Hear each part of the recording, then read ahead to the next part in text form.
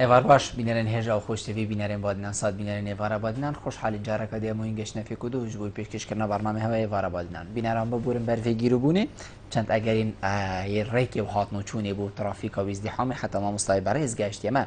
بینران وکو نزان کو روزان نف برنامه تا پیشکش کردن امرا بی میوان در کسانه کی یان چند کسانو با یکی ویری گفتگو اگ بیتگرن چاب گفتگو یا گریدای روشه و یان جگریدای بی بزانی نوزانیاری میوان می روشه بۆ بتر خزمەتکردنە هەوا ئەبروو کامڕۆ بووینە میێڤانداری و مامۆستا و ئەندازیارێ زۆر هێژە ئەندازیار بژار منیب ڕێڤەبەری باژێڕوانیا زاخو بابەتی مێ ئەبروو کە ئانەیە خودی دێگیرە دای بتەم ڕەوشە باژێڕوانیا زاخو کارێ vê باژێڕوانیê خەلک çawa xود vê باژێڕوانیê da bînîdin wekû xizmet ku çawa xizmet bû têtekirin ew projeyên ebrûkel baژێڕوانیا زاخو têne encamdan ew çi projekin û heman dem da kîwa proja kar tê dadket kertê taybet yan hikûmeta Herêma Kurdistanê ev pisyarê çendî pisyarên diyên wekî bodê gel mamostayê beresê guftugû kirin hînên hêja jî şêm preyawan ji moravên ser şaşa medyar hîn peywendiyê me bikin sebaret babet yar pisyara ew bî dê degengeşekin Mamosta bijar destpêkê tu gelek xêratî ser sara serçava evrû bê vara badînan زۆر سپاس بۆ بوون بە vê گویدیبوونی herî saxbî serçava nat muhim tu salametî gehiştî mamosta mamostayê min heker em destpêkê li wê çendî dest pê bikەین em hemî zanîn zax û derwazeyeka gelek amazin e em bêjîn berçavka Herêma Kurdistanê ya ji rûyê em bêjîn Tirkî ve yanî her kes tê ewlî dê zax û rahît û paşî dê daxilî her bajêr û bajêrekekî diyê Herêma Kurdistanê bîtin rûyê xizmetguzarî ve wekû bajarvaniya zax û rewşa wêrê çawa ye بەێ حقت وەکو جەنابێتە ئاماژە پێدای زاخ و ڕاستە قەزایە بەس بۆ قەزایەکی زۆر گرنگە چۆنی دەواازەکە سەر سێ دەولەتەوە ڕێە خزمەت گوزاری و ئەمە هەندی شیان هەبێت ئەمێ تەرخواندکەین و نەبەسم خزمەتە زاخۆ بکەین بەلیان خزمەتە سەرانسەری کوردستانی پێچێکی وەکومە گوتی دەواازەکە و ئاوێنا کوردستانیە خزمەت گوزاریت و ئەمن و کەتکی نەگەرت بێ بەرەوەردکی گەلگەلە جهێندی ینی الحەمدولیلا حتا هاستێکی ینی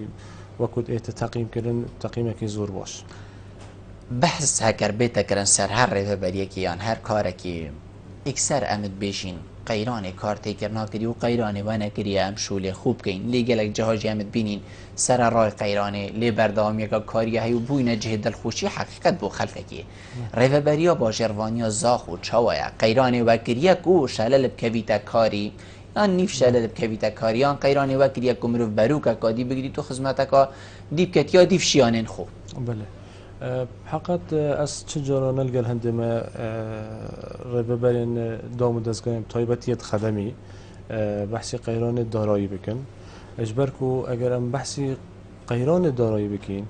ئەنی کۆ باژێڕوانی چ باژێڕوانی هەند پێشینە وەساکیم وەکو حکومەت و هەرێمە دابی ناکرد بۆ و ئەم بێژینش بەر قەیرانەشت کار بکەن بەهراپەتر باژێڕوانیە و سەرپلا ئەم بەحس بکەین وەکو پلە ئەوێن ئامیرەت هەین یعنی دێشیان خزمەت گوزاری بکەن ئەگەر چ بتن ئەگە هەندە ڕێکۆ بکەن هەندێک تا ساتژی بکەن هەندێک ڕسیفۆ چێکن هەندێک پارکۆ چێکن هەندێک پارکۆ ئەم بێژین کوژمەک لێت ئێتە مەزاختن ئان ئامیرەتێکی زێدە بوو ئێتە تەرخوانکردن هەندێک باخچا باخچێن بچیک بچیکێن تاجا ئەز زلێرت بێژم ینی قەیرانت بێت دام دەستگوێتمە تایبەتیت میلی چ جارە حکومەتە هەرێمە کوردستانی هەند تەقسیری نەکریە ئان هەند کێماسی نەکریە بۆ مەزاختنە پێشینەی کو باژێڕوانیەک ئان دایرێکی خەدە بێتش بەر قەیران ئەسنە شێم کار بکەن زۆر باشە نەرگەل هەندێ گەنگەشە گەلێک جارە دەهێتەکردن و کەرتی تایبەت هەرێما کوردستانی لاوازی پێوە دیارە هەند خود خزمەتە خەلکی دانە دیتە چه ما نزانی بیتن کرتی تایبەت بینە نافکاریدا یانجی کرتی تایبەت ئەو جرعەتە نەین نەدا بیتە خو کو بێتە ناف پرۆژادا و ئیسtismاری بکات و خەلکێکە بینیتن ئەلزاخ و ما پرۆژە چاوا دانەف کرتی تایبەت یانە بژین چاوا مەسەرە دەریت گەل کرتی تایبەت کریە چنکو حکومەت تارا دایکت قەیرانێدا بەلکو ئەو کوژمێ و سامازە نەبیتی و جەنابێتە گوتی پارکەکە عیملاق بێتە چیترن بەس ئەگەر کرتی تایبەتت گەلمە بیت پێنگاوێن باش بێناویدن ماشي شولێکی وساقی بەێ کەرتێ تایبەت لێرێ دوو خاڵێ خۆڤک گرێتن ئەگەرم بین ئەم بەحسی پرۆژین وە بەرهێنان بکەین بۆ کەرتی تایبەت کار لێتکردن ئەوان داخوازتکردن تقریبا مەلزاخ و نزیکە 19 پرۆژێت وە بەرهێنانێت هەین حتانو کە ئەم هەفتەی سەدشوان 19 کۆمپانیا دست بکاری کریه 3 وانه دست بکاری نکریه اول زبرده بو هنده کو کرت تایبت جی یعنی گلک جارا کو وقتی پروژه که عرضت کردن انه ورگرتن پشتی هنگی رات وستتن الویری گنگشه ما چند جاره کلی گره و بریو گشتی یا با جربانی او جهاری کار بین الگلمه کو هم پیشنیارد کین انه او کرت تایبتی یا برهنانی کو اگر دست بکاری خونه کتن حتی ماوی 6 حیوان حتی ماوی ساله که ادویت او پروژه جیب سحب کرن جيبي تسحب كرن بندا مثلا بونونا بو بيجين اوتيل كي طلب كتن اگر هاتو جهك تترخان كر بو وبرهنه لك كو اوتيلي تشيكتن اگر ما صالك و 2 سال و 3 سال هر او اوتيل جهنه ينادو وهندك دي ان دي دا خاص كنم دي بيجون لا او جهه هاتي ترخان كرن بو اوتيلي ميدا وبرهنه لك يعني انجام دماهي كي هر باجر ضررمند وکی خوشید مینید بله حالاتی توی باجری ضررمند بودن و هر اداره باجری ضررمند بودن او یک یادو کرت تایبت امنو که مثلا وقوام کار دکین ما هندک پروژه تاین کو کشمتوانا احتمال نزدیکی 2 میلیارد بد یعنی 2 میلیارد نو که السرانسری کردستانی شیم بجم تا چه پروژه توسط 2 میلیاری نینن ولی ام چت کین ام سپاسیون کمپانیات کین کو ابت الگل مکارت کن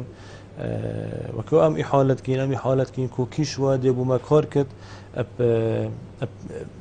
بشيوي قصة يعني مثلا كيشوا دي كاركت مثلا هايفي ام 5 مليون بدينه اون هايفي 6 مليون اون هايفي 7 مليون بدينه ام سباسيون كومبانيات كين كو ابت القل ما كارت كن وبخوشحالي خود دار برين بتايبتي باركاني واسي كي كجمه بتني كجمه مليار كو 27 مليون كو بس كجمه اجبلي اعمال دي ابت مالي زده كدي نزيك قهته مليار كو 500 مليون سي كومبانيا بجدار بين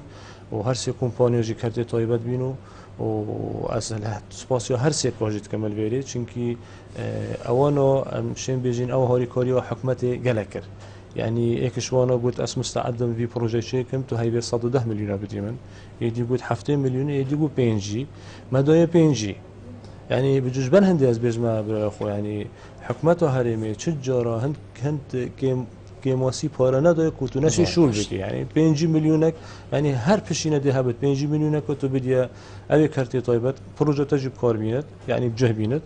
وبشتي هنجي باردي جي تو دي بقصد دي هم تو دي مستفيد بي هم كارتي تايبت دي كابتت شولي دا باروينا راوستت ويوم محصلش حميه مهمتر انه خلقته وهولاتي دي مرتاح زور باش ما ام بيجين سي نمونه البري هنا 110 مليون هيفي بدانا من ديبوا بروجي تشيكن 7 مليون هيفي بدانا من ديبوا بروجي تشيكن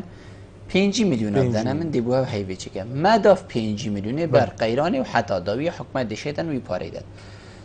اوه 110 ها چیت کرد همان کوالیتیا 5 میلیونی دی چیکتن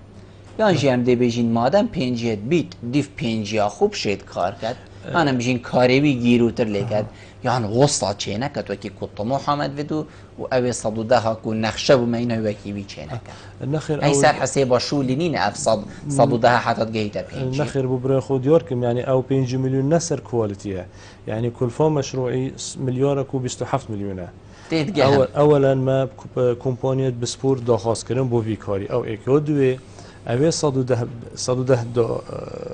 طلب هيفي طلب كت يعني او دي بروجي خود بردواميه دته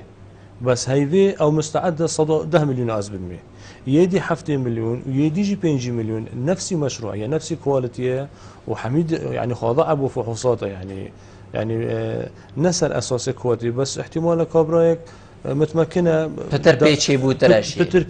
بيتشي بتن انه بروجه خلالي ماي 4 هيوا خلاص بتن او دي 16 هيوا هاي 5 مليون ورقت حتى مبلغ خصت كد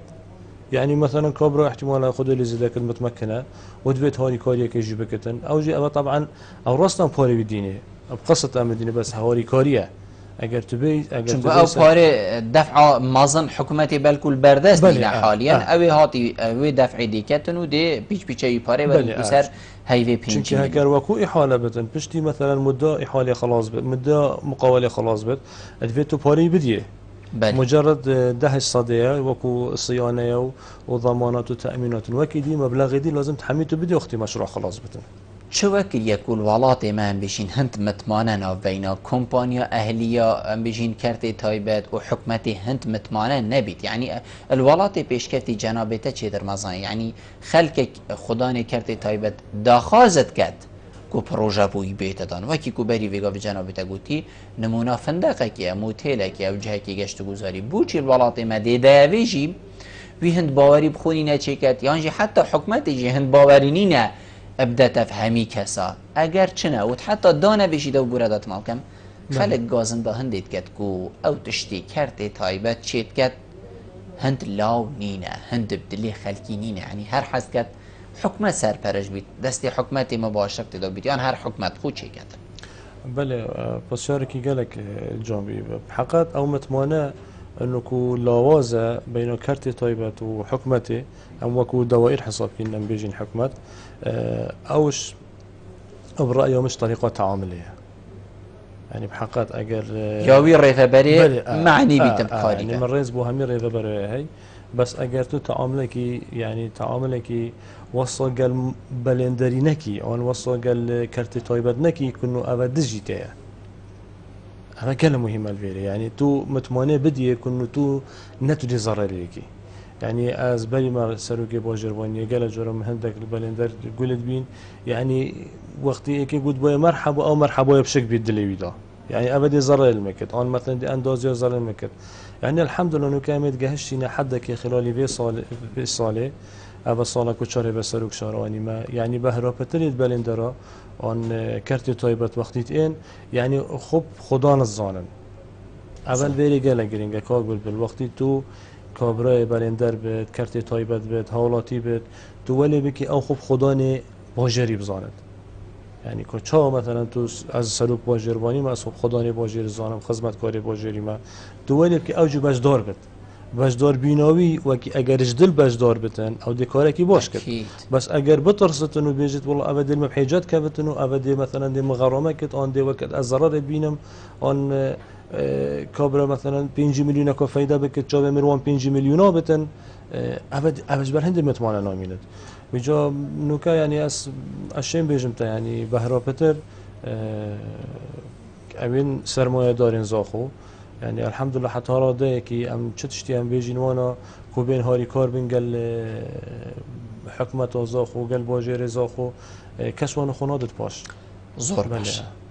بابت هری گرن کو بخلکی فکری دای بیتن حقیقت افروکا بیتن رجاکش خلکی و امی بيجين خلکی زاخو هاولاتی زاخو او جی بابت زیده گافیه بله تیتا گوتن کو زیده گافی امی بيجين زیده گافی يعني أكيد بالكو روش بروش زيادة تر لبين يعني جهة كار زيادة تر جيلين هين أو ديمانا ديمينيتن ومروف البنهانا أو مروفاجي ما في جياني هي الباجيروانيا زاخو جناب توكوري برهوا چند هاول دا كو أو زيادة قافين هي أبري بشيوه كي جوان و ريكو بيك چل سر خلقي بينا طابو كرن يعني جي برانبرك بو هويد بو اكي كو أو جي قالك هي عمري هو خربر بن طوطيا كيفا عمري هو خربر بن نايلون كيفا وهكرتو بيجي زيدا قا بيجي هر اكسر ديوا بيجي تتا ما تشكل يكو افخل كال بيتش عمري ماي كبيتا دجيانا كده فرقي بيتن او عمري همية شوي بله بحقات بري ام داخل دي بابتي بين كلمات زيدا قافي بشكل من نخوش راستي شنكي بوشي اگر ام بین براور کین بکین احصائیه که بکین او کسین خانیت وانا بجین وین ظروفات نیاساینه نیاساینه نوتش صادش وانا اش محتاجی آخوی چوینه بری يعني مرما من جهة مرما مقول نوتش صادي احتمالا مثلا عندك هبل مثلا عردي بقرنو دو غرفة كنت دا تشيكنو بفروشن يعني بس او نو بنا دهش صادي بس نوتش صادي شوانا او يشمعي زياخو بلا شيستش صادي بيت مهم بتراش نيفي ما لا محقق بتراش نيفي يعني اكر نانوز جبت بلا هشتيبت هرش هشتينو ما او كذا يعني مثلا غرفة كي هي اگر او كابرا چند متمكن بد مستحيل كابرا بتشتت غرفة كيف سريع طوط يابت عن دلوب لبكت والله بيجت باركي صرف ناكتن كان متمكن بد بيجش برهند بيجم اوي شوية خانية كي وصاده اوش معيز يا خوانش تنقاف يا خوي شوي سراراي هندي ام يعني ام نابيجين كاركي باش بيا ام بيجينش تنقاف يا خوي وكيلي بس ڕێکێت هەین نوکە وەکو ڤۆسینگ هاتی دەینادن ڤۆسینگ گەلە جاهای هاتی دەست نیشانکردن کون ئەوە ئاکنجی بوونە ئەوێت ئاکنجی بوون ئەم هەر هەیف معاملت وانە هەمیە کۆمتکین بەێ مەثلا دابتە چل معاملە داشتنی کۆمکن احتیمالە هەر شەشەی بۆ جارێکی وان چارەی بۆ جارێکێ نوکە منێ گوتوانە هەر هەیف چەند معاملە بە خود و معاملە جیبن کۆمکن بۆنە ڕێکن بوو پارێزگاهە دووکێ دا ئەوژی تەدقیقی لێ بکەن پشتیش دەف بۆ ژێربانی و قەیمەقامی و زاخ و خلاصت بێت دا تەملیک بدوانە ئەتمینت ما تقریبا 1403 حالەتێت هەین ئەو خانیە هەوێت نەیاسایی ئەتکەونە دیف ماستەر پلانە بۆسینگ دەتکەونە جێ خزمەتگوزاری چه جاده بێت چه کەسکاتی بێت چه جێ باخچەکێ بێت یان کو قوتابخانێک بێت یان خەستەخانە مهم خزمەتگوزاریە یعنی ئەو تەملیک نابن یعنی ئەس داخوازە لێبورینش وان کەسات کەم کۆماڵێتوانە لێت کەونە تەسمیمی داوانجا يعني او مستحيل تملك بتشنكي يعني چند شميجي او تويجي ببيت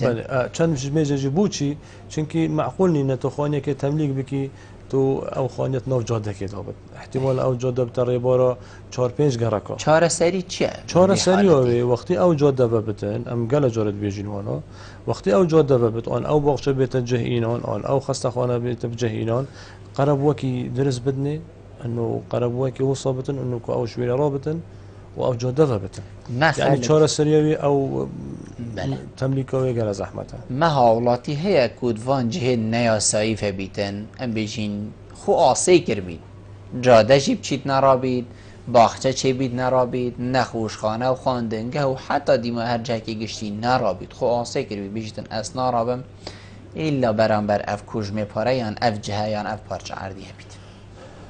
بحكم أسباب هي صالك وكانت هاي بك سالوك شاري من يعني كاسي وصانا ديت الحمد لله بهربة الشوانا متجاوبن وهاري كارن ومجادك هي جادك سهيل تاخي خراباب كيا ودو تاخي جالك جينج بيك بجردد وأجر أو جادة بتن احتمال جالك هاتو شوي خلكي دي صانعي تربتن بشتي من الجلوانا خفتي زوربي وانا يعني البيجن أفخاني احتمال أبا بالصال عمل بيرينا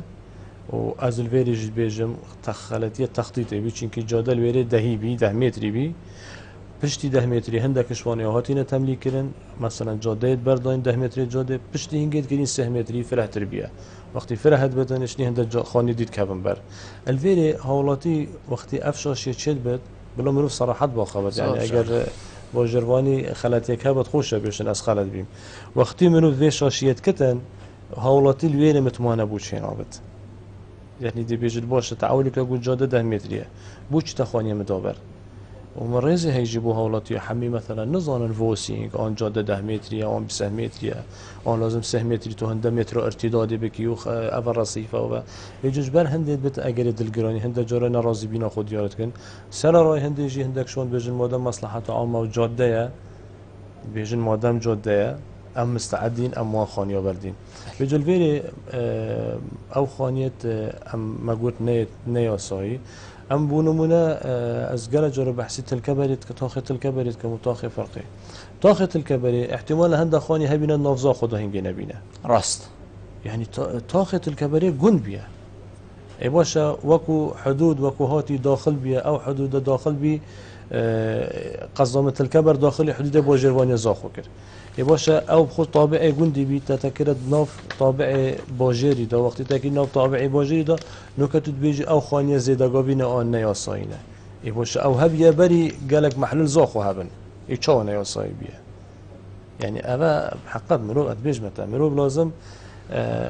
تشتي بصراحة بيجي وقتی بصراحة بيجي يعني هولاتيجي يعني دلگران نابد ريفا برد بيتن حتى في من نائنا بتفيري كو راش كوانه يعني بيجين ري بيجيتن فلان خلتي يا من بو يان يا حوالي من بو فجي دست خوشي الدف من بو جنابته خدمانه بيجن اعتراف بالخطأ فضيلة بيجن كامل خلتي كبد بيجت از خلت بين از پیوندی ورگم بگریم بابتی کاک بارزان ایوار باش ایوار باش کاک بلبلی جان سرچاوید من زور سوپاس دەست خۆش بۆ جناب دەست خۆش بۆ تەوەرەکەت بەدڵ بە خێراتنی میوان تشەکەم وەلو بابەتەکەش سەر تابعی زاخۆیە بەڵام ئێمەش کوڕی بادینان و بە حجمی ئەوەی خزماتیمان لەگەر زاخۆیە و دۆست و برادەرمان لە زاخۆ هەیە ڕۆژانەی ڕۆژی زۆرمان هەر لە زاخۆیین لەگەر هاوڕێکانمان ئەگەڕێنەوە سوڕێنەوە بەناو زاخۆیە زۆر بەداخەوە من ڕخنێکم لە جەناب تا هەیە خۆزکە پێشی ئەم میێوانە باژەڕوان ئەم میێوانە بانگ بکەیت بۆ کەناڵەکەتە دەبایە پێشی ئەوە تەسویرێکی ناو زاخۆت بکرێت فەرق و کۆڵانەکانی زاخۆیە لەگەر ئەم هاوڕێی خۆشەویستە ئەم مامۆستای بەڕێزە نیشانی خەڵکت بدایە ئایا چەند من ڕێز و حرمەتم بۆ جەنابی چەند لەسەر لەگەر قسەی ئەوایە ئەو قسەکانی ئەیکات چەند ئێمەی دڵنیا دەکاتەوە حکومەت زۆر یارمەتی ئەدات یان نازانبەوەی من زۆر بەداخەوە من شتێک ئەڵێم بۆ خەڵکی زاخۆ لە شوێنێکی زۆر گرنگە لە کوردستانە سێ دەوڵەتی پێگرێ دراوە گومریکێکی هەیە کوردستانی موچی کوردستان هەموو بەدا زۆر بەداخەوە ئەگەر تۆ ناو فەرق و کۆڵانەکانی زاخۆیە ببینی من دوو پارکم بۆ ببێنەوە لە زاخۆ کە شاینی ئەوە دێت کە خەڵکێک سەردانی ئەوێ بک بڵێ ئەشهد ما بالله زاخۆیە قەزایەکی بەڕاستی حکومت خزمەتی دەکا بەداخۆ من ڕێز و حرمەتم بۆ هەم مامۆسای بەڕێزت کە باسی حکومت دەکا من ئەگەر حکومتم هەبێت دەبێت مانێک مش هەبێ مامۆستای بەڕێز من نایبینم حکومت من ئەیبینم حزبێکی دەسەڵاتە لێ بە کەیفی خۆیان لعب بە خەڵکی زاخۆی ئەکا بەڵگەمش بۆ ئەوە کەسانێکم بینیوە بە شەق لەو شوێنەکانی کە لە فەقیر و هەژاری ماڵێکیان گرتوتەوە بە دوو بلۆک و دوو چینکۆیان دانەوەتە سەری کەسێکی فەقیر و هەژارە کەسێکی کەسێکی بە ناوی حزبێکەوە بە شەق دەری خستووە و بۆ خۆی داگیری کردووە بە ناوی نازانم ئەمە شوێنی چ شوێنێکایە بەهەرحاڵ بەڵێ سپاس بۆ جەناب مەمنونیتەمە زۆر سپاس ما هەواڵێکی دی هەیە بەڵێ کاک باژان تو ڕاستبژی ویا با وێنەیە ناوزاخۆ هەبات ناوا راپۆرتێدا لێ ئەم بژین هەندێک ئەو چێ بوون ئەم نەشیانوی وێنەی بینین بین نەخوارێ هەکرد بیتن حاضر یا وێنەی ژێ بیتن مامۆستا کاک بارزان بەسی چت کەتن بیشتن حتا وێگاوێ زاخۆ ئەو دەواازە هۆسایە مازن ئەو بەرچافکە خەلکێکی بیانی و وەختی تتن ئێکسەر زاخۆت بینیتن نەگەشتیەوێ خزمەتی ئەوە و پێدوی بوو بۆ هاات باکردن چنکو زاخۆ خوددانا داهاتێکی مازنە خوددانا گەلەکەم بژین جهێن هەندێک و پارەیەکی ئێکجار زۆر بێت بیشتن خەلکێک لێ بێبارە یا دوێژیت بێژیتن ئەو بەسی جهێن وساتکەتیە زێدەگاوی بیشتن هەندێک کەس هەنە زاخۆ ڕاستە زێدەگاوێژی لێ دەست سەرداگرتیە ئەو بۆوی مایە ئەو بووی بووە تەملیک یانە بژین پرۆژە لێ چێکرینە و بووی ما بەس بوو فەقیرێکی بۆ ئەم بژین کەسێکی و پێچێنە بیتن نەشێتن وی تشتی بکەن دوو پرسیارم بۆ جەناب بەڵێ یا ئەوەل ئەس جارێک دی ئەس تەکید هەندێت کە من حکومەت هەرێمە کوردستانی بحقات نەچینکی مەسەلا مرۆ مجاملە بکرێت ئەس حەج سەراحەتێت کەم و ئەدوای ما صریح حکومەت هەرێمە کوردستانی بوو کاک بارزانی بەڕێز دیارکەم ئەنو گەلە دەعما حمیم بود دوایرت خدمی دعما حمی دوایرت خدمی کردن نزا خوبتنی حمی دوایرت خدمی کو اوید کارت کن دعمانت اید کردن اتمین سر ریوبری و فرمانگهی چند صلاحیت خوب کارت اینت چند خود وسط اینت نوکه بو نمونه از پاشی ام سر دعما حکمتی دوام حتی سیه بله منه امازانین گل پارزگاه ها احتمال دوام ناکنشی منه ویا باشه از بوچی از حتی یان کیم کرینه چند روز یان کیم کرینه فرمان بر بودین هندک و هندک شوارن یان بایکوتت کن یان دان باشه شاروان یا زاخو از حس کم سر دانه که بکن غیر بما بجوان ورن سحکنه روزا کیم شاروان یا زاخو چه تمالی بر پرسید قسمه الگلمن گلک فر گلک مراجع ام ششی ایواری هفت ایواری امش نیش دایره درد کبین يعني انه كما بروجي كي هاي نيفاسي كي شوستكي مودرن متشيت كي شوستكي يعني اشين بجم تا جار اكي السرانسري كردستان اتكرن اف شوستا شركه كي مختصمه انادين هوستايت مختصن ام حتى ايكي شبت مينين اي شما کی دی بشتن پشت سیاره سرشوره بگره کس نبیشه کسی ماف نینه کسی یعنی یاسایی گوره یاسایی کسی ماف نینه اوا ایکش وانتشتا یعنی اتمینت وقت مگوتی تا اوره و برکات چند حزل خدمتی هیا چند حز کت خدمتی بکن مثلا اوا زور باشه او ایک بو پروژه ام بنو که بو زاخو بیجین یعنی او بحثی قلت پروژه زاخو نهاتینه کردن نه بالعکس اگر او بحثی بری مبکت کو خدمت گذاری نهاتیه کرن بله از جارك دید بیجم پاره هندی هاتی ترخان کرن انه خدمت گذاری بريكه کی درست بلا هات با کرن تدبیجی نهاتیه کرن دیفی پاره مازنی هاتیه ترخان کرن چون بری چند سال دست بیشم پاره البردستی زوربه یا مهمیاب و بیتن شیوه که درست نهات بیتن پاره نزا خوشی همان بله از البیره بس تشتک هات بیرامن مروب بصراحت بیجد جناب سروکی هرم 2005 جو از کردستان یکم دبی بله وانا راست ام حمیجی مجود بابا دبي قالك جداية جويدي دي شاب دبي بس بالفعل نوكبو مديار بي ادفي قيراني دا او امتي دا او صالك ازي كارتكم باورك اگر اف كوجمي 2005 حتى انك بدرسيا داش دبي جي در باستر بد اكيد هكا دستي اميجين كاسيت وكي جناب بيت بيجيت كو هكا ساعات 8 ام 20 ساعت ايكي شباب بيجتا مالاخو هما فيجا بيجي حتى 10 سال دي اكيد هكر فيدا سوداري بي بيت دبي بيجا چاوا بيجا يعني پاره هات يا مزاختن بو سرانساري هرم كردستاني و پاره کی زباله حياتي مزاختن الفيدت مينتن نو كافكار ازدكم اجا بروجه كي راستا خو اس شيكم بونو من احتمال دينارك لي بشر بونو من از بيجا بل اگر تو بدي بلندرا واجور اشراف واجور مراقبه واجور نظام شودي كبسر احتمال ب 100 دينار نتشبت امنو كابونو من جاده كي تشكين جاده كي 100 متريه 700 متر درجه جاده 100 متريه جناب پاریزگاری بخو هات سردان ويركر قال كيفاي هات وبجار اف بروجه قال بروجه كي مازنه دری چه در باز کی ما قلت سيدا ما قلت از در باز كم بشيانت خو امكانيات خو اليات خو ستاف خو طبعا الفيري مجبير كاس اولي كبير سباسيو ستاف واجربانيت كم كو ابت الجالك سر كاريت مينن وكلك شوانا جيت مينن حتى ايكي شابيل قلمن اس راستي سباسيه كي تايبت بوانت كم اندازيار بن فرمانبر بن او شوفير بن مراقب بن مساح بن افكار وكو تيما اگر تيم يكودو بجهد الا انجام دينتن يعني بروجه كي هوصا اگر تو بي كجمايه تو بدي بلندره كي 2 مليار و 400 مليون اف بروجه لازم بيت تنفيذ كرن 2 مليار و 400 مليون از امكانيات خوب شيانت خوب اميرات خوب ستاف خو امي كارت كين انه كان الحمد لله افروكا جما باسيار كير قناغا افريج وسولينا جي درباز بيا ديمين بس كلام مكسر وقير احتمال قال كف بروجه بدو ماهيك بيتن نوبته 500 مليون صحكي 2 مليار و 400 الكيري 500 الكيري ابد شد پاره که زور مازنه و جارك ودي فهميدي بو خزينه حكومت بو خزينه حكومت زبرت بيجا اگر بالفعل جارك ديد بيجم اف پاره بشوي كي درس هاد با مزاختن داشوله كي گله باشید كن زور باش بو زاخونو که 21 پروژه امرزا خو کارت كن ده كومبينومه اساي قريبه بري گشتي سيداي هوال وقتی من بگوتش حتى اويج بجار گوت ابتو يعني جرأتك زيدت ويدي خو ممكن ازي بردوام بم 21 بروجه جاده ابراهيم خليل جاده كي 9 كيلومتريه امشني دس بيت كيلفا امي هند قنطره اللي تشيتكين احتمال يعني اف قنطره نابجم تن حياه خود ولا شبيه بس اف قنطره دو في دونه اگر خود حسك چند باران بيتن يدي اوسي كوما جه سروي جاده ضرر نابينم اول مانی پروژه نه با هر حکومت و هرمی دعوت کرد سیاره دوی او کوهنده کسا دست بسر هندک جها گرتیا بیتن اول سر آسته کردستانی خرکی افتشته هبن لیزا خو چند دوی کشیده یا دوی احتمال اگر کاک بارزانی برز بحثید بیشتن یعنی هندک دست سر هندک جها گرتیا بس خوبه اینا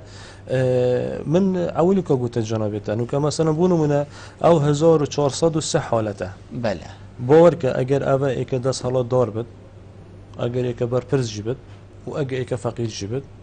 الله ويرد يرابط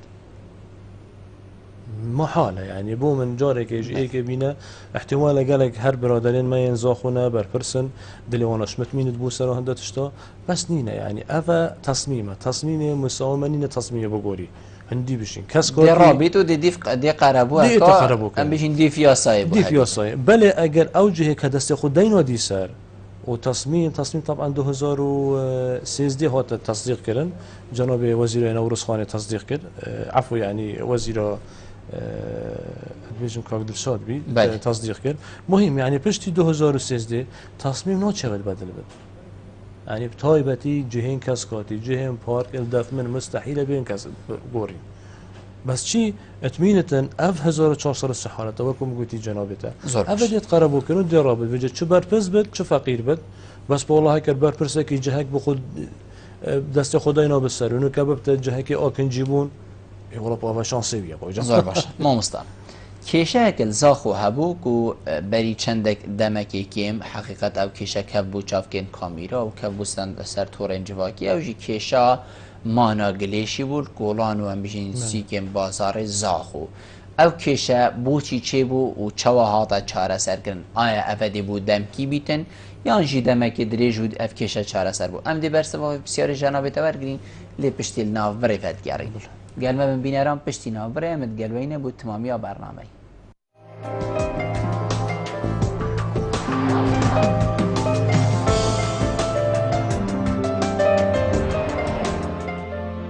مزگەینیەکانی ji کۆمپانیا ئەمستردام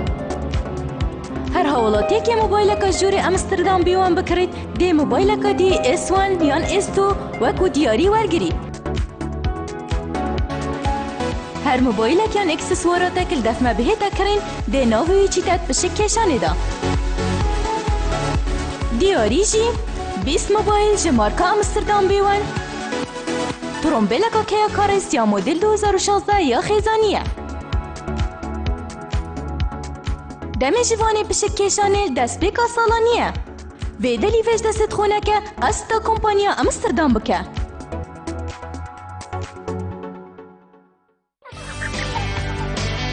مازی دەستپێکا گوهۆڕینە باژێڕێ من بوو مازی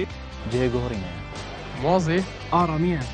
مازی نیبونه مازی سنبلا باژێڕێ منە مازی یه بهودنا منه مازی خۆکیە مازی شارستانیه مازی مازی جهی بیراوریان مازی خوشیه مازی مازی مازی مازی مازی مازی مازی مازی مازی گهۆڕین بەردەوام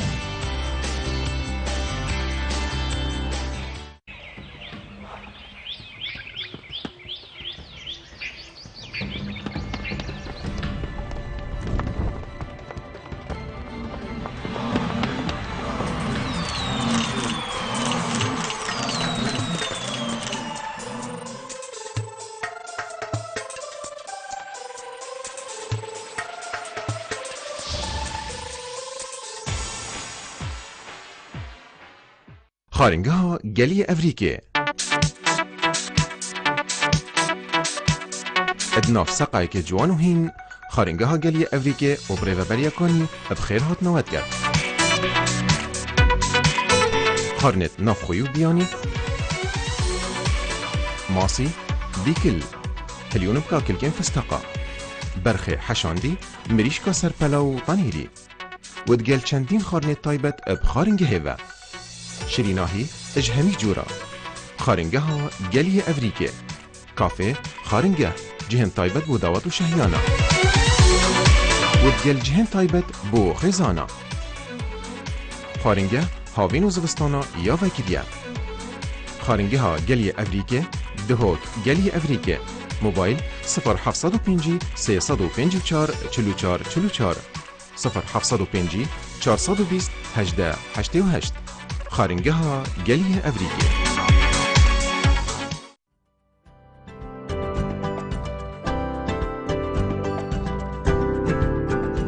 بۆ ریکلامکردنێ لێ کەناڵی بادینان سات پەیوەندی بڤان ژوماران بگەن.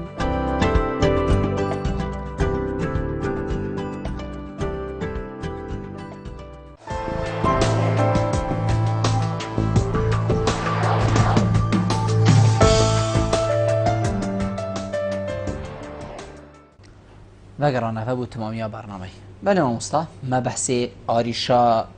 گلێشی کرد و ئەو چەندێک بوو زاخ و ئەم بێژین دەنگ کەف بوو سەر حەقیقەت و لەگەلێک جاژی دیاری پێوە هەبوو چاوا چێ بوو و چاوا هاتە چارەسەرکردن دێبوو دەمەکی بیتیان دێ دەمکی بیتن آریشا گلێشی ئەو ئاریشەکی ژبەر نەبوونا هەمی ئامیرەت ئاڵێتی طبعا الفيلت أقدامه دو نزيك حفتي آميرت لازم هبن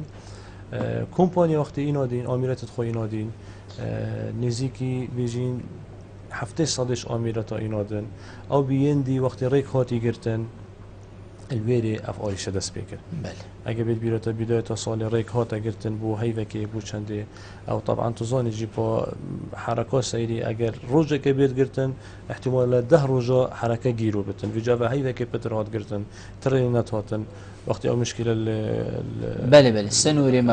ما تركيا شيبي الفيديو وقتی اميرتي توي درنگ هاتن ناتشور بين احاله نهاتا كرن الباريزگاهي احاله نهاتا كرن اگر احاله نهاتا كرن عقد توقيع نابت وقتی عقد توقيع نابت كابرا بشينت خو نوار گرت پشتی وقتی اميرت خود خو اینادین جنای پاريزگاري الحاح كر انه اف احاله زيبه كرن واحاله هاتا كرن نو كعقداويه توقيع بيا بس الفيري من نكبيجو ما مشكله بشينه هي بو كومبانيه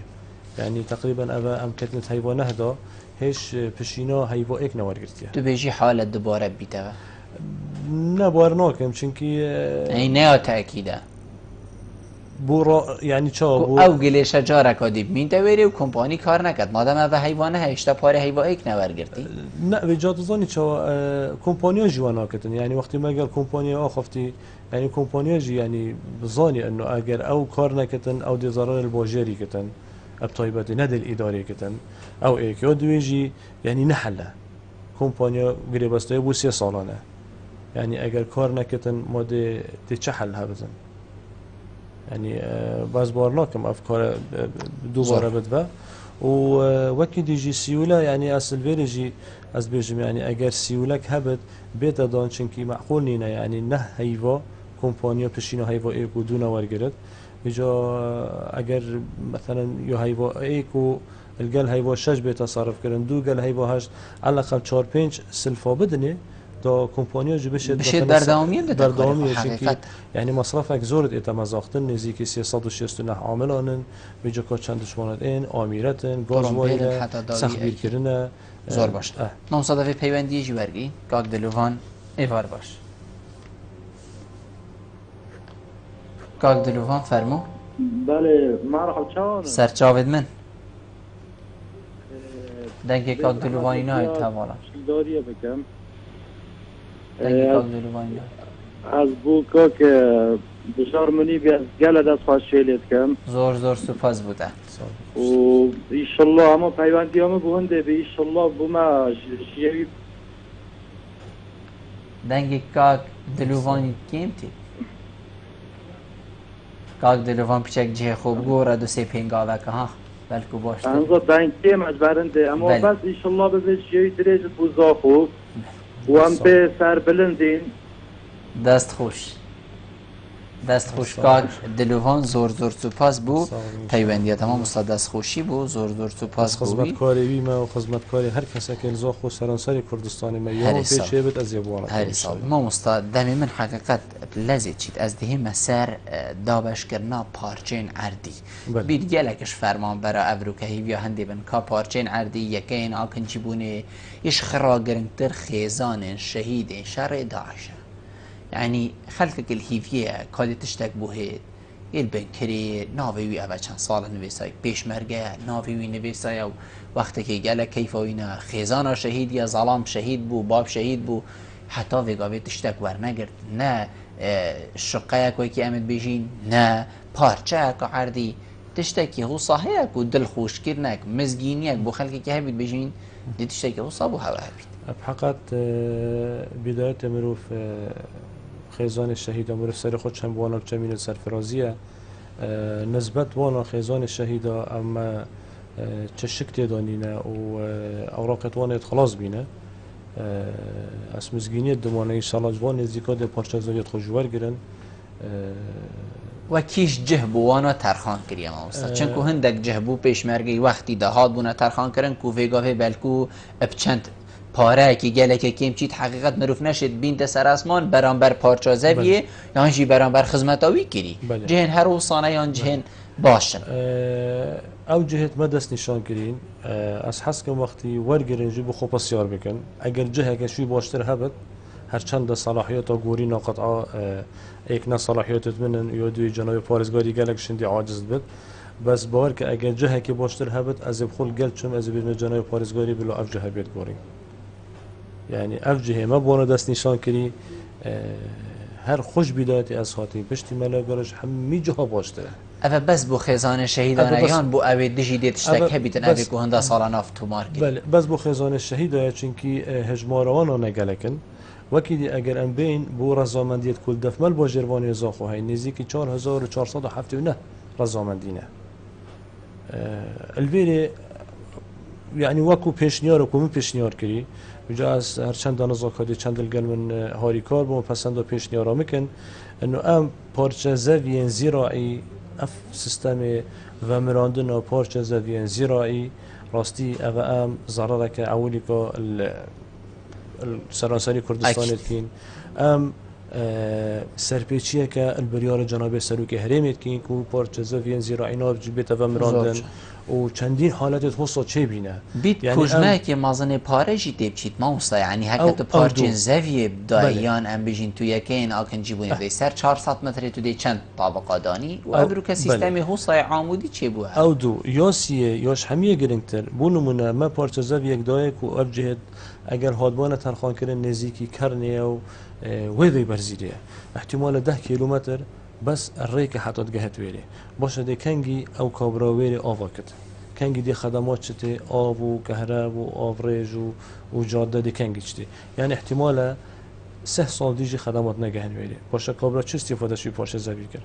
دي جارك دي فروشت دي جارك دي اد و نافزا خود بد بارگرانی بو نافزا خدا کو چه دي بتكريدار دي او باريكو وكو مشاور گرت دد كري يعني اجبر هندي پیش نیارا من اوا و از پیش نیارجی من دراستك کلی دراستك مفصله کلی کنو اگر بنا عمودی ام چه بکین 8 صده چترش اف بنا افقی او توسط راست چش ناحیه خدمات بد چش ناحیه امنی و بد ناحیه امنی جگل گرینگه يعني كو مثلا بو ريفبرين ميت آسایش وين پلیس و چاوديريا دونمك عردي بكن كو احتمال تو هكر 20 بلوكات دا تشيكي احتمال دبنا 400 500 خاني كاتو 400 وكيدي دي چند فرح بتن وانا اجبلي ابي حميج تو بديلايكي كونو که هندك شوانا از داخازل بوري نشوانات كم جارك دي 2011 ورا موافقه وانا يهاتي هندك شوانا پیش مرگت ايلولينا والله هندك دين احتمال عمري حفتي صالية باشه عمري حفتي صالية 2011 موافقاتي حتى انه كان ارجت تعمل 2016 به 5 ساله كابرا اگر كريدار بتن اگر هيفي 100,000 جيبت 100,000 نينه كري نينه مستحيل احتمال خلال 5 ساله كجمه پارچه زویه که یل كريداي باشه اگر بناء کی عمودی چه بتن و کو نظام شقا چه بتن کابر اور شقاته پارچه زوی دو دفترای شقب چارای دو دفتر عفی دو دفتر جی تو بقصد بده او کریا دتن دي قصد خودت و هر خودان خانیه جی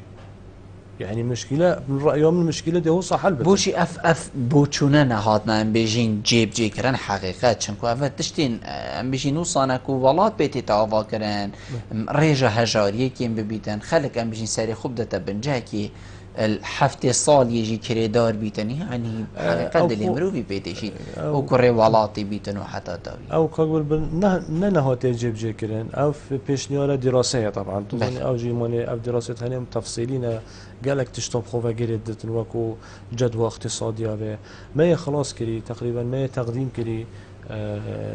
جناب وزير نوروز خان خوشحالی خود درباره يعني قلت اما تشتكي كاركي قالك باشو وابدي ازمه بما چاره سر كتن يعني باك جاري يعني دراسات سر هندت اتكرن طبعا اوجي برياركي مكمبل بيتن الشركه حكمته اوجي حتى دراسات خوبه كان السر كود چند مثلا افدو دفترت كو وقتي عفيد بتن او لازم حكمت بدت وبر هنا رك بيت مثلا بوم 5000 شقه چيكت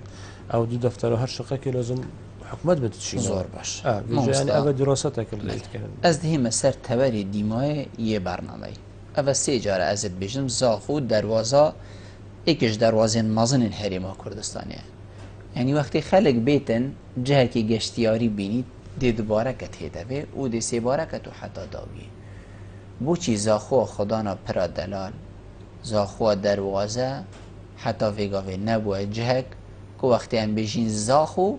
هزرا گشتیاری بیت سر هزرا ما هزرا هندی بیت کو از ده خزانه خو کما طرم بله دا باشترین جهت گشت گذاری دی بینم زاخو آفنینه زاخو چیای جوانینه زاخو چه تشتکیش زاخو کیمه که حتی فیگاوی اولش نبا الحمدلله ما خابیره که هی هچی آوایی و خارده بید استرامش وکی تیتا بود بله دنگی خوش و دواتش خوش کرد بله نسبت جهه سیاحی بجین نوکه ده پرا مازن اگرم بحث کنید بحثی پرا دلار کرد خوشحالی و از بیجن تا نوکه احتمالا روزه که ورا سردان ویرب که او جهه احتمالا بری بامگه مغرب هی ساعت هفته ایواری کس نتمال ویره نوکه او جهه موصا و خوش چیکری الحمدلله يعني بطيبتي جانج الجحيل وقت أزلوير بينم دلما جالك في هذا بس كيما دي طموحين بلت مين حتى دوزدي شبه يعني تو أبا وكبيكي مقارنة دوزدي شبه وجحيل وعائلة الوندرابن يعني تشتكي باشا الفيري از جارك دي بيش تبحسي يعني خابيري كر ما بروجيه هين بوهندي حقا بس با ام الفيري ام تشتكي بيجين يعني افداهات يكوت ايد يعني يزاخو بيجين كوت ايتن ايش جمركي والجل جهات ايتن يعني اگر امجي وداهاتي وكو سليماني كداهاتي تجاره بو حكمته هرمي نارك اما هر سليمان نتميتن بس يزاخو حمي بو هوليريتشن اشني بيجا هولير توزيع كسرانسري كردستان كادي بيجا چند كت حساس زاخو اگر زاخو جي سالك يوبكت بار كده هن جهت گشتياري چيبن تو چجاره ايدي تو سر در نابلويري میشه دهاتی بوهنده بچه يعني دهاتی ود گریت و خزینه حکومتی شنیت تا دابش کرد اشنیت تا دابش کرد بس فر براستی چاف خشینه که مازن سر هوا چنکو مادم بارا پتر رجا دهاتی الویریت بلا بارا پتر الویری بیت مزاختن جی يعني فرقاوی گلک بیت کرن گل قضا کدیان ناحیه کدیان کومالگه کدی بجا من موضوع اوه بجا با اول سیستمت يعني اف سیستم بيجين توزيع آپاره آن ورگرتن آپاره آن يعني أبا عادي چند سال دید ما مستاکو حتی زاخو ولی بیتن خلق بيجين وكي كومافيا وكي كومافي قاوي كو چنا بيتجي آماجه بكري ولی بیت كو خلق قصداويري بكت وجدل بيتا گشتياريه چند سال دي مد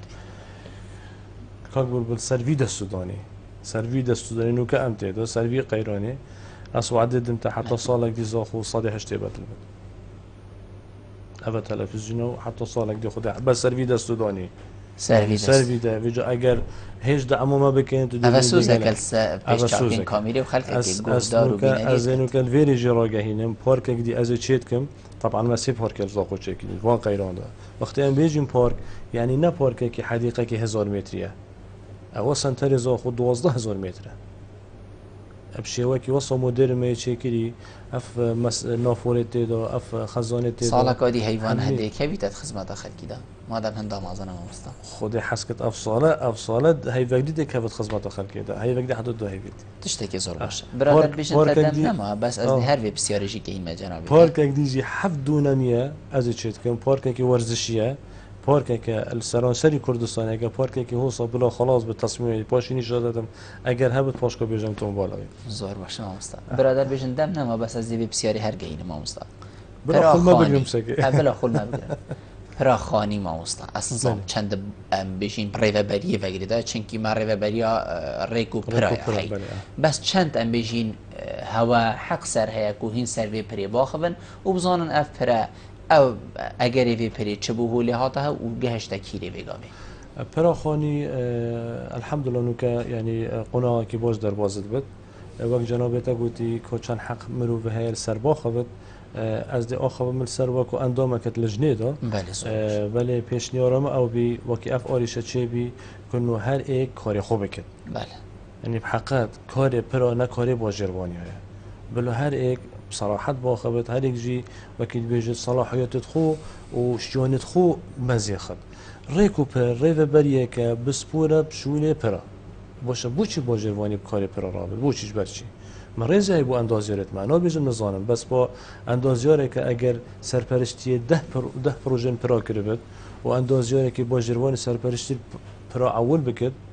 دیوک ایک نابتن حال هو صابی دیوک ایک نابتن بجوش برهنده یعنی او اول ایک او خطوه یا ایک پینگا و یا درس ما بیت انه ورن برابر ریکو پرا ورن هین کاری خوب بکن وقلت القلمة باش ناحية إداري باش إنك مثلا تعامله ودان استاندن القل دوائر ديت نابواجري بلا سرچابه پراخانی نوکه تقریبا نمیشیم بیجین هر دو رخت وید خلاص بینه نیوی پایلایت کلن اف پایلاج احتمال گلک حتی هیوه که هیو نیوی او پایلاج خلاص بن دیگر دارد خود اینتون و دی پرکی عدل بن از البیر جارک دی بیجم حقیقت یعنی اگر جناب سروک هرمی نهات با اف آریش حل